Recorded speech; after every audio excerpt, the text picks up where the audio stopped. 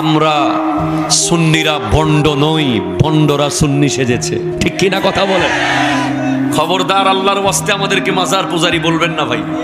একদিন দেখান, আমি জয়নুল আবেদিনের গোটা জিন্দেগিতে আপনি একটা মিনিট দেখান যে আমি মাজারে গিয়ে কোনো অনৈতিক ইসলাম বিরোধী কাজ করেছি, দেখাতে আপনি পারবেন না।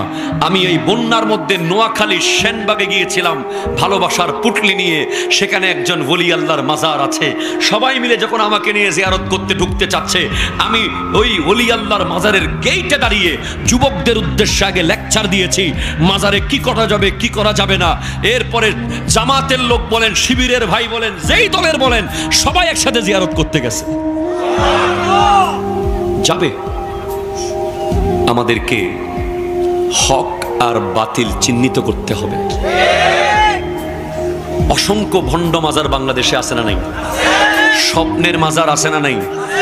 রাত্রে নাকি স্বপ্নে দেখছে ফজরের বেডরুমের ভিতরে কবর বানাই দিছে, তারপরের দিন থেকে মেয়ে বেশি, মহিলারা বেশি করে, আছে না নাই?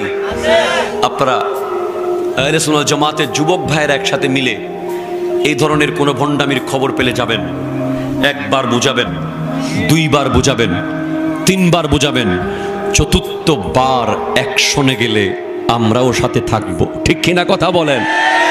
কিন্তু দৌড় মেরে রাতের আঁধারে গিয়ে ধুমধাম মেরে দেবেন, এটা করবেন না।